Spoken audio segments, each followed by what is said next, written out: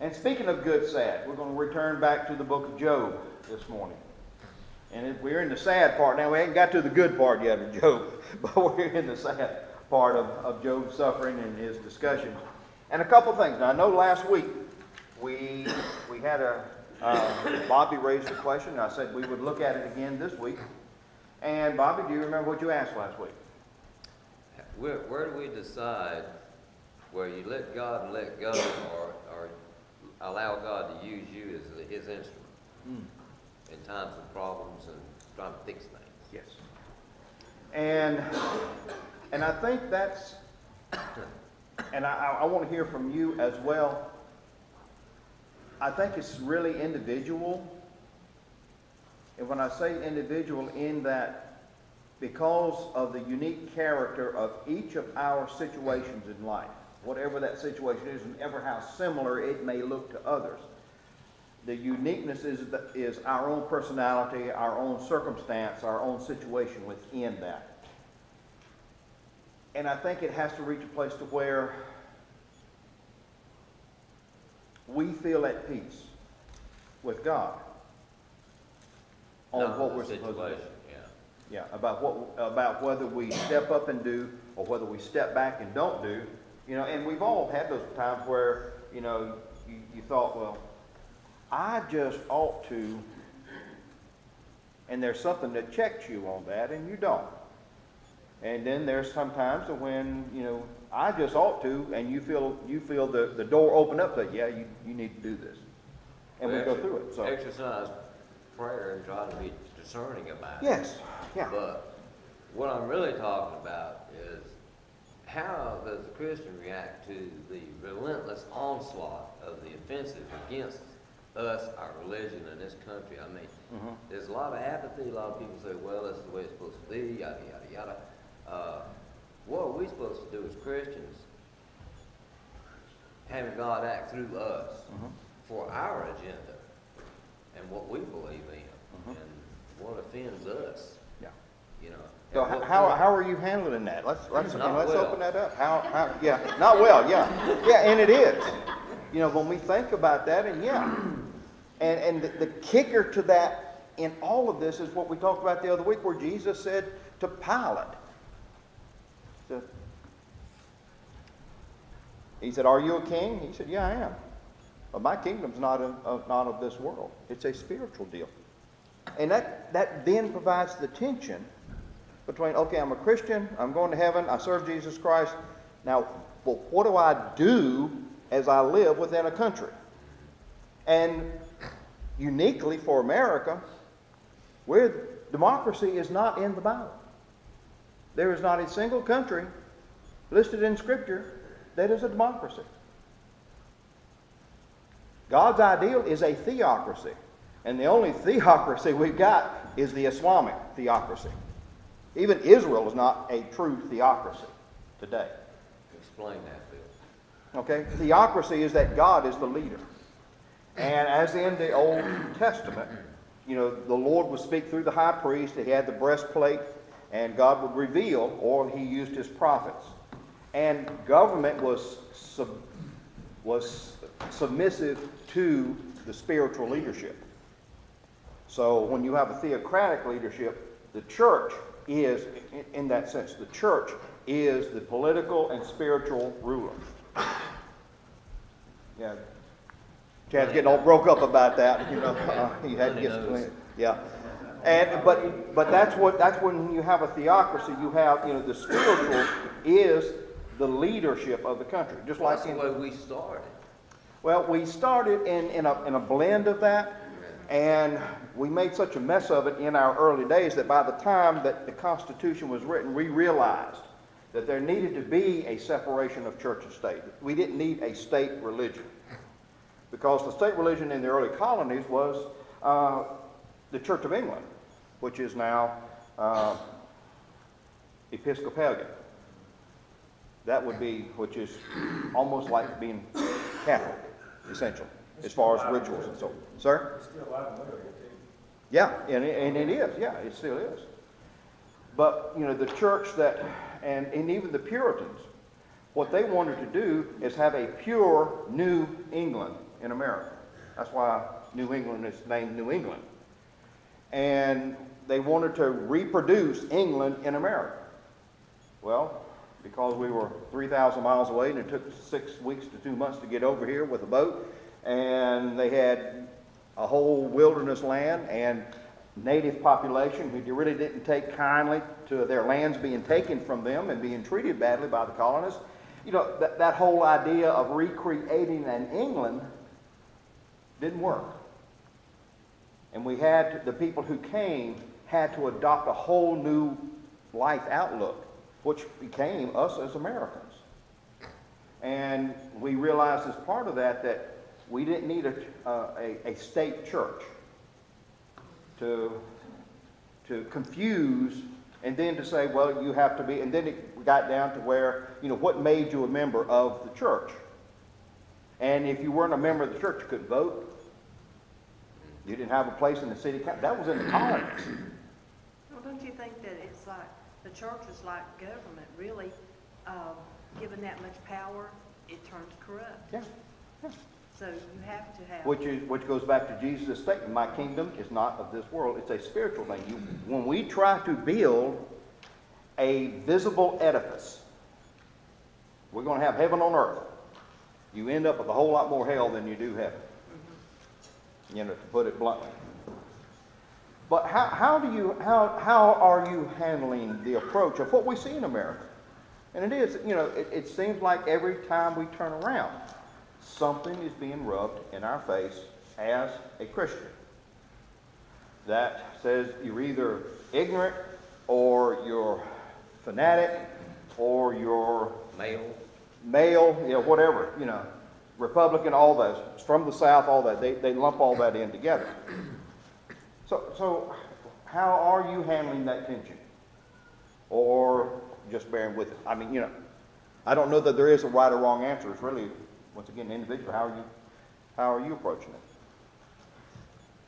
You wonder if you're in the days of the start of the tribulation, you know. But then the Jews probably thought the same thing, you know, back in the 40s. So. Yeah, they did. And I think, you know, and as when we did the study of Revelation, those first 5 seals in chapters 3 and 4, we talked like that, of that being the cycle of the world through history.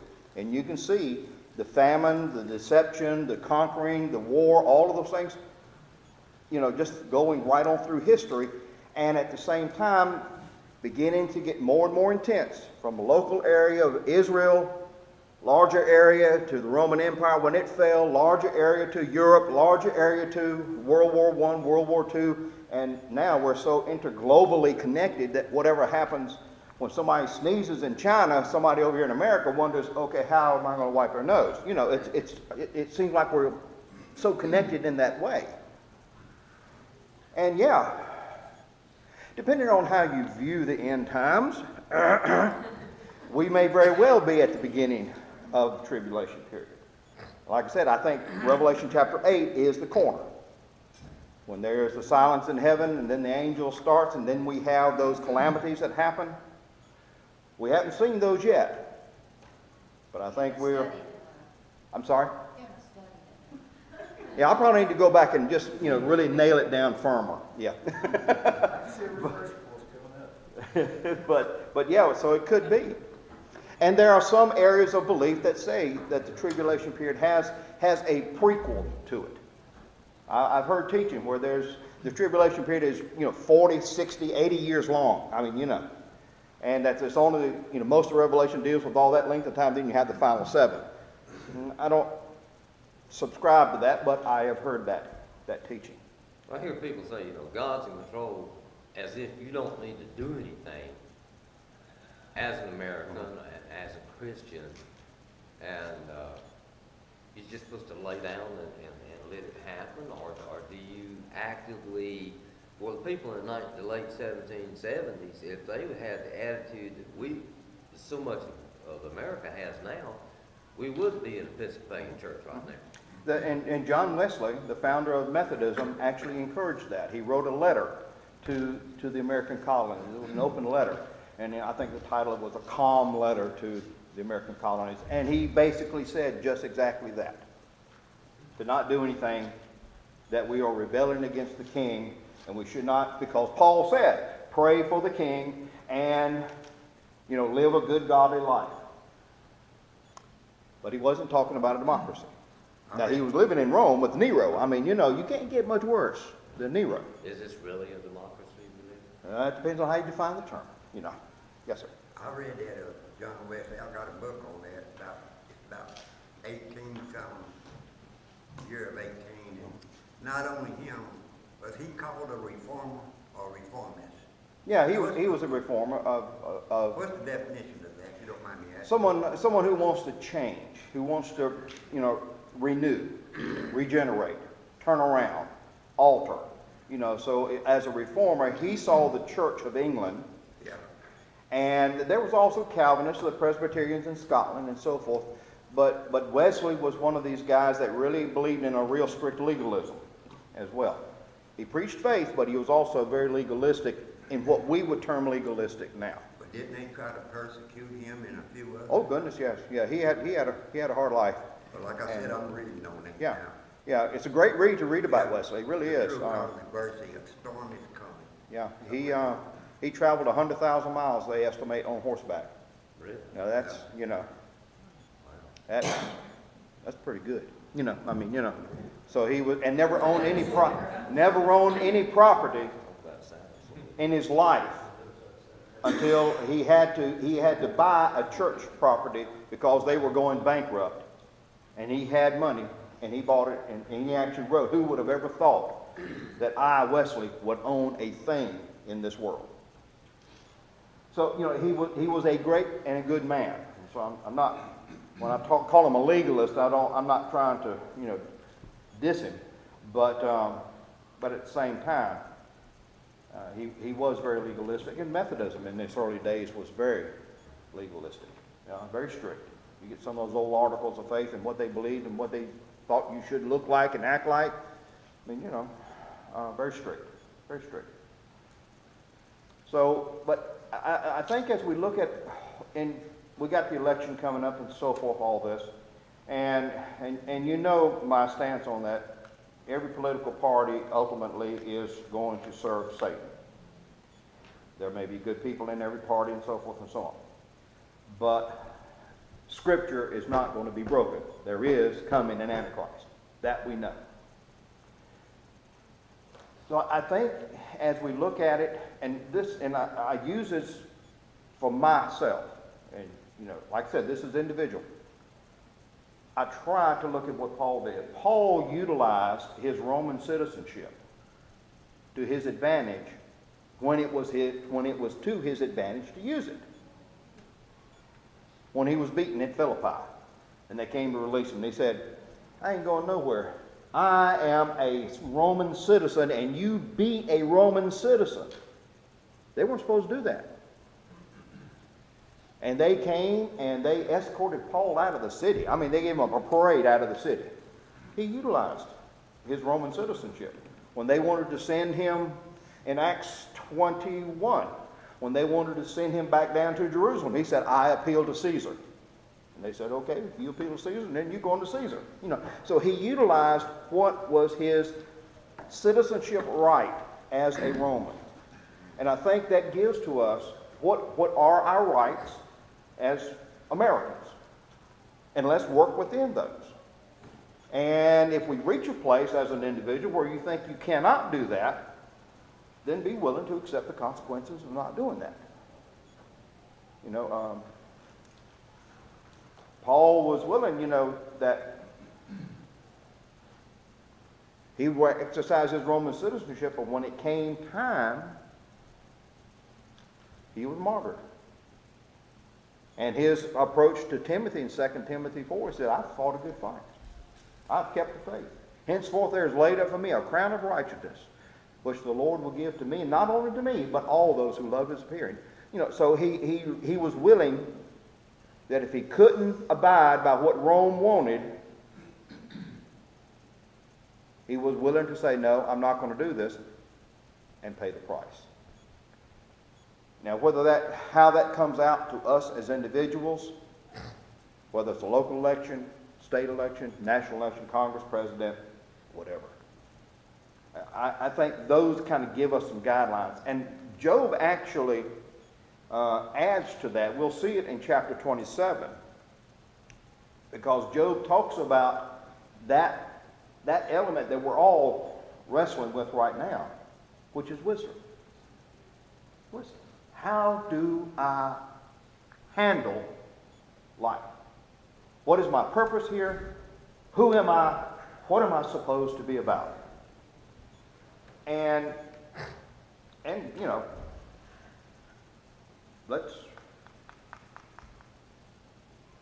it's really chapter 28, not 27, 28.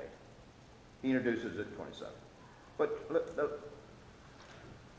let's look at it. Let's go ahead and we'll skip, and I'm coming back to this, don't worry. You know, but chapter 28, and this is a beautiful passage of Scripture. One of the great chapters of the Bible is Job 28. And part of what makes it such a great chapter is its simplicity and clarity of thought to obtain the greatest treasure of life, which is wisdom. Now, he opens the chapter in the first 11 verses by stating that mankind has found a place and a way to locate all kinds of treasures on earth. He says there's a mine for silver, a place where gold is refined, iron is taken from the earth, copper is smelted from ore. Man puts an end to darkness as he searches the farthest recesses for ore in the blackness, darkness, talking about the caves, the tunnels, the mines, far from where people dwell. He cuts a shaft in places forgotten by the foot of man. He's really talking about mining. He's talking about where, man has been able to go to get the things that we consider treasure. The earth from which food comes is transformed below as by fire. Sapphires come from its rocks. Dust containing nuggets of gold. No bird of prey knows that path. No falcon's eye has ever seen it. The proud beast don't set foot on it. No lion prowls there. Man's hand assaults the flinty rock and lays bare the roots of the mountains. He tunnels through the rock. His eyes see all its treasures. He searches the sources of rivers and brings hidden things to light. And in that, Job is stating in those first 11 verses that we as humanity, we have intelligence, we have ingenuity, we have the ability to achieve the learning of and the acquisition of treasure. We can do that. We're able to drill down miles in search for oil, and able to drill down and then turn sideways. I don't understand how they're able to do that. That really is in my limited ability, hard for me to understand how they can do that. They can crack rock and all this other stuff that they're doing when they're fracking and all this. So, and mankind is able to, we're already beginning to look at harnessing the mineral content of asteroids. I mean, they're talking about that. There's investment being looked at for that. Man has tremendous ingenuity. And Job is honoring that here. But in verses 12 through 14, he asks a question and presents some statements that form the crux of this entire chapter. Look at it. He says, but where can wisdom be found? We know how to do all this. But then he says, but where is wisdom found? Where does understanding dwell? And man does not comprehend its worth. It cannot be found in the land of the living. The deep says, it is not in me. The sea says, it is not in me. And he's going to go on down with that.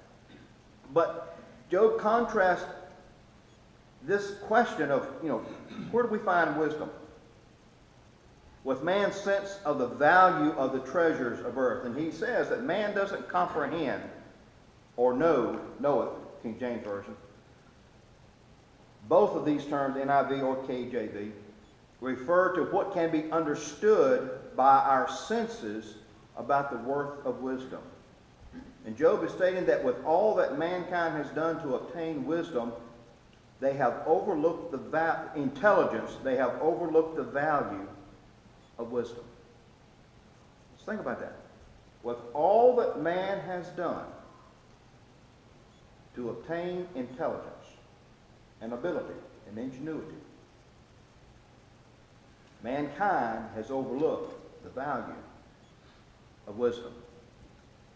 And the reason mankind hasn't been able to do this is because it's not found by digging a hole. It's not found by fishing in the ocean. It's not found by plumbing the depths of the earth.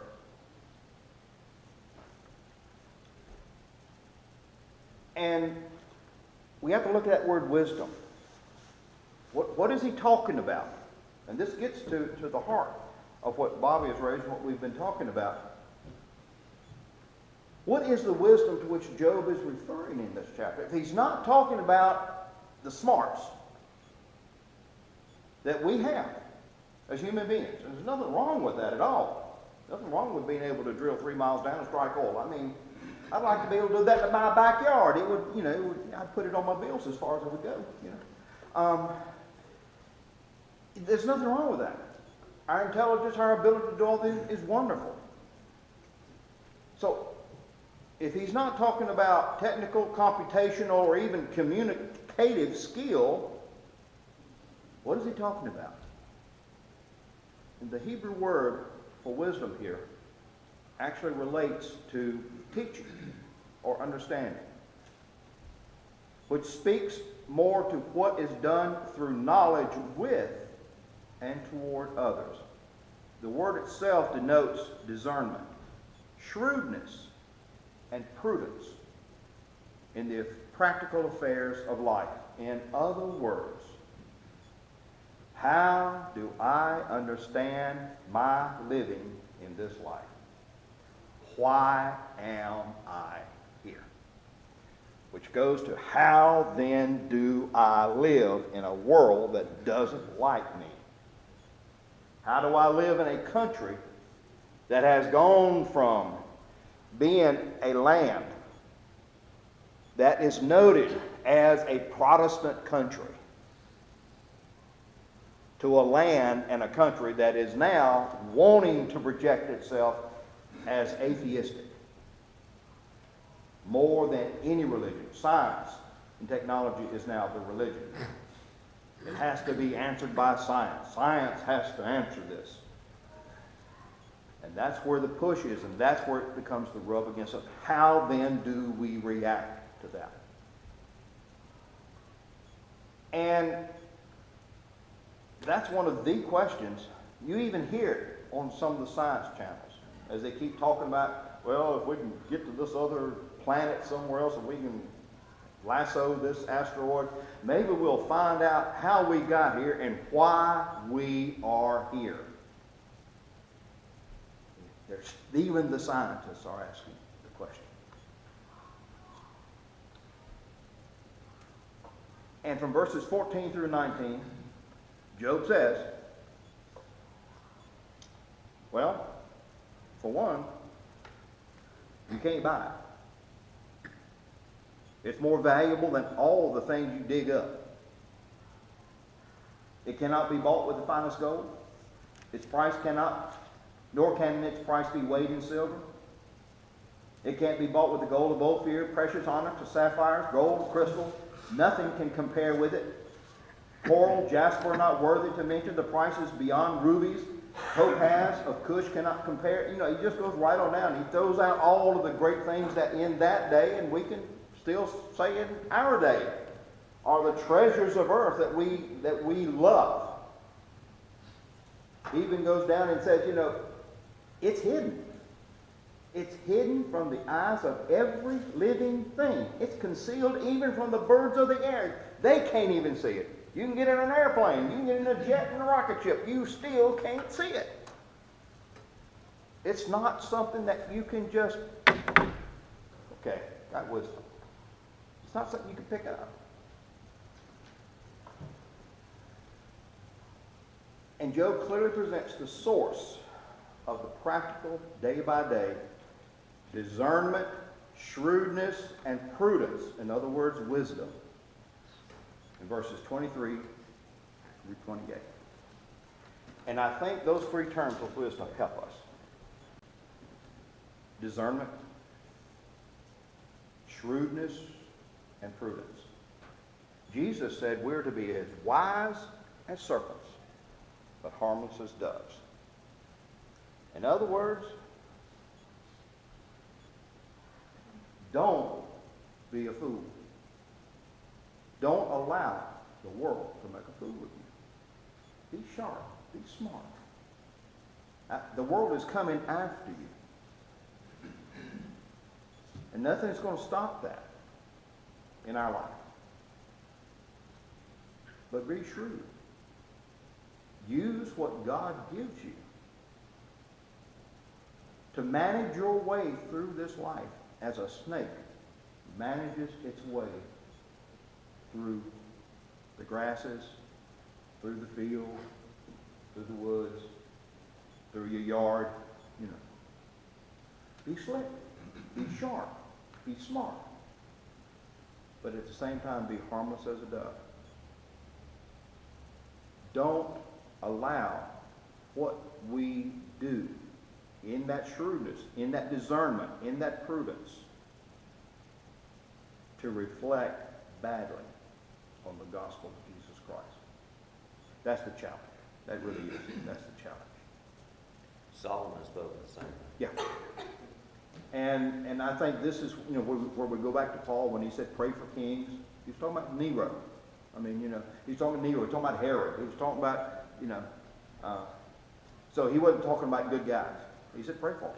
And pray that you may live a peaceable, quiet life so that you can, as a snake, make your way through this world, serving God, because the world is gunning for you. There was an atheist billboard that said, this Christmas, skip church, it's okay, something like that. And they were asking people their response to it. Did you get fired up or whatever?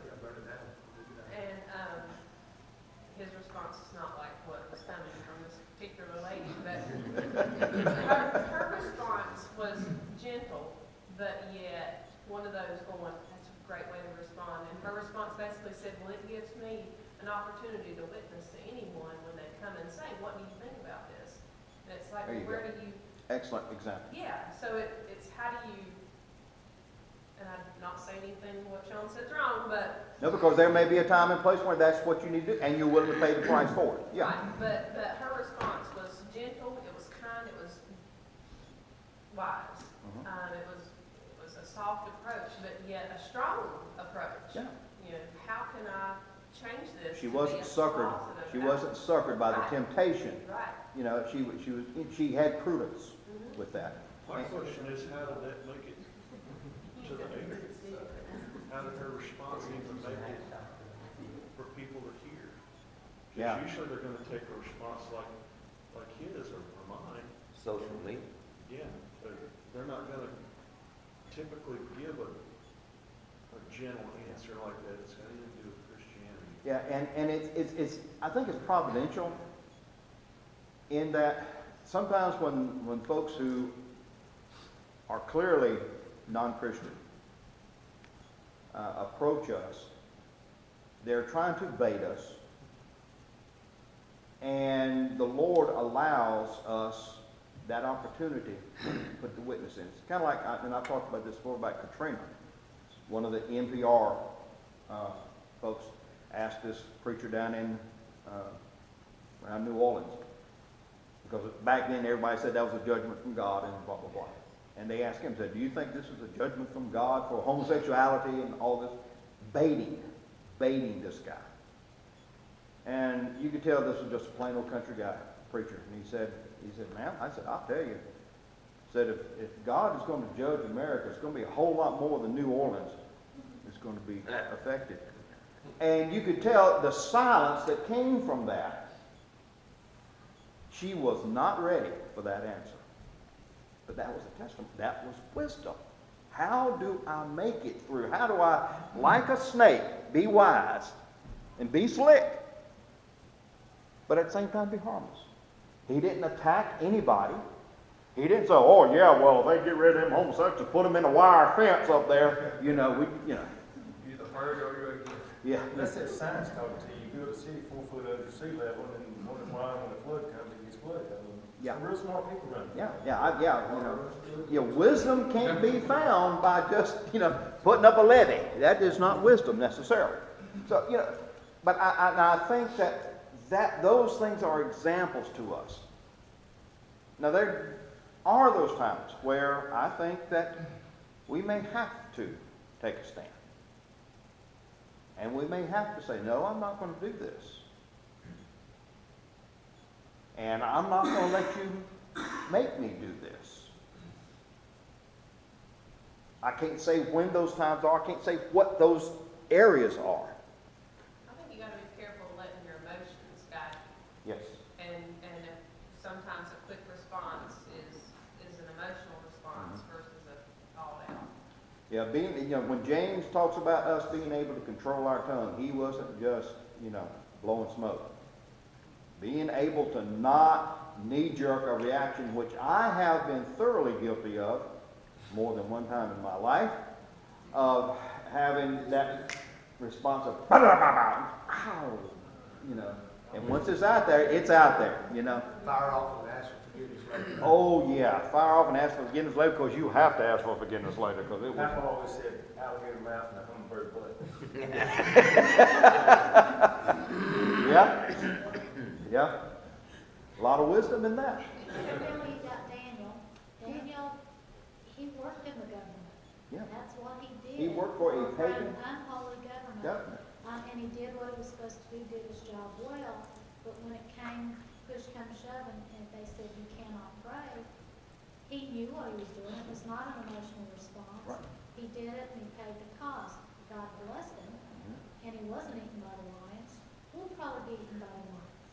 But like I said, are you willing for that consequence to occur? Because Daniel went up to his room as his custom was and opened the windows. We would close the windows. I want that on my CD marker. As his usual custom was, he opened the window, knowing I'm going to be found out. But I am not, king, going to do what you said do. And he was willing to pay the consequence for that. So was Shadrach, Meshach, and Abednego. They were willing. To die. Yeah. They said, okay, we're going to fire off. Hey. Well, that's what's so bad. These crazy radical suckers now is ready to die too. Yeah. I mean, they ain't like they were about. No, they're not. And I think for us as Americans, we have to consider. And I don't have the answer for that. They wouldn't listen to me no way. Carry something with it. But I think all of this, as we talk, and I've said this as personal opinion, and all that goes with my idea of personal opinion. Starbucks, that and $5 will get you a cup of coffee at Starbucks, in my opinion. I do think that what is happening now is another step toward Gog and Magog. I really do. This isn't just going to go away. We're not going to bomb it out of existence. Well, we could if we want. Yeah, well, we dropped more bombs in Vietnam, South Vietnam, than we did in the entirety of World War II, and we still lost. So, We just That's quit. something that makes it jump up with it wasn't nobody else. sir? It was political. It's a time political now. Oh yeah. And so, so that's why I say, when you have a radicalism that is built upon religion, and that religion is, my kingdom is of this world. That's their religion. They're building a kingdom in this world. That's what makes them so determined. Everybody not a part of their religion is an enemy. It's in their book. And the moderates can say, no, well, we're not jihadists and blah, blah, blah, but it's in their book. That's how they started, by conquering all this country. That's what Muhammad did. And even among themselves, the Shia and the Sunni, they don't like each other. That's probably one thing what we have as Americans tried to do underhandedly is get one to fight the other so they leave us alone. Not been too successful at it. But they fight each other, and it's all about building an earthly kingdom. For us, this is what makes us different. This is why they look at us as we ought to be stepped on. It's because we don't seek to build a visible earthly kingdom.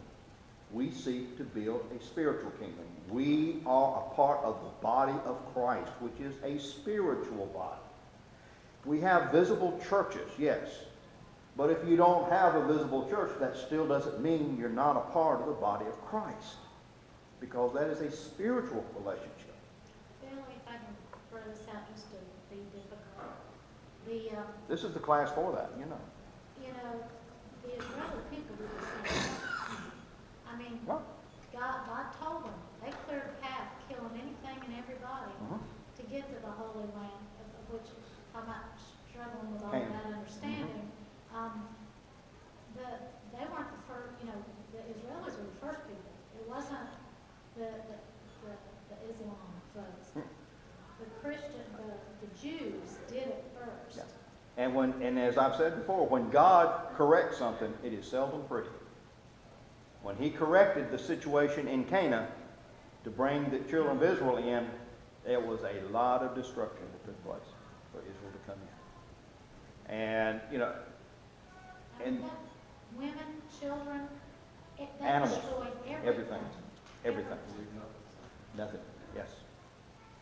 So, I know it didn't answer your question, but I think this section on wisdom, and look at what he says. And he says in verse 23, God understands the way to it, to wisdom. And he alone knows where it dwells. For he views the ends of the earth and sees everything under the heavens. That's the big picture we were talking about the other week. When he established the force of the wind and measured out the waters, when he made a decree for the rain and a path for the thunderstorm, then he looked at wisdom and appraised it and confirmed it and tested it. And he said to man, in other words, I've got all this under control. The fear of the Lord, that is wisdom. And to shun evil is understanding. Now, look at what this passage doesn't tell us. When you look at those verses 23 through 28, it doesn't tell you what to do in life. Doesn't tell you where to live. Doesn't tell you who to marry. Doesn't tell you how to raise your kids. Doesn't tell you how to get rich. What job to have. What level of education. What skill sets you have. It doesn't say how long you will live or what your physical condition will be in living. It doesn't even tell you how to vote or the political view. Oh, wait a minute, I thought you were talking about wisdom. It doesn't say any of these things? No. It doesn't say anything right there. It doesn't tell you any of that stuff. What it does tell us, and this is what we've been talking about, is that wisdom is a spiritual element that only the Spirit God knows. The path of living in this life, though, why you are here, is spiritual. We can learn all of the operational aspects of life without ever learning the operation of life. Why? Unless you look beyond yourself to the author of creation. It's spiritual. What this passage does tell us is that wisdom will help you to see how to live within the elements of life. Job poetically states that God knows in all of the paths we travel in this world and life, what is best needed is the ability to navigate that makes up living. Be wise as serpents, harmless as doves. Be able to navigate. And wisdom, that rarest of finds, is found in relationship to the God who knows. The Adonai, that's the word there. The Adonai, the Master, the owner. And he says this, he views everything under the heavens. He established the force of the wind, measured out the waters. He made a decree for the rain. He looked at wisdom and appraised it, confirmed it, tested it. He said, I know how all this works. Now, trust me. Trust me. And shun evil. Be reverent and practice it. And remember, this is exactly what God said to Satan back in chapter 1 and 2. He said, have you considered my servant Job? There's not a man like him who fears God and shuns evil, who reverences the Lord and lives like it. How are we to go?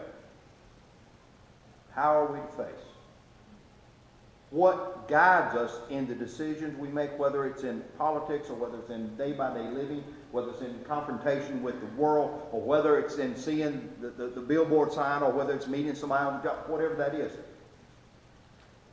The wisdom of honoring God and shunning evil. Practice what we believe in God. And that's what James talked about in his book. It says trials and tribulations do that. Tries to pull those two columns of faith and practice into one. That's what life does. We have our billboards too. We have our billboards too. And that would be another response. Put up our own billboards.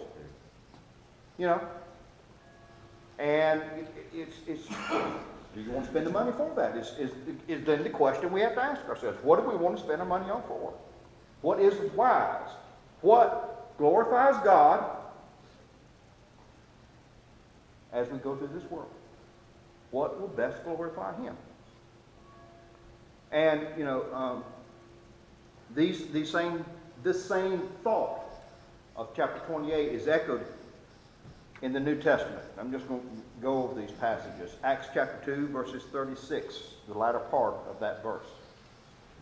In Philippians chapter 2, verses 9 through 11. Because they're ringing the bell on us out there, so you know what that means. Then 2 Peter chapter 1, verses 2 through 8. And then the verse that we studied and I keep referring to in Colossians chapter 1, verse 10. What is the will of God for your life? Simply live worthy of the Lord. Live pleasing to God. That's what God's will is for us.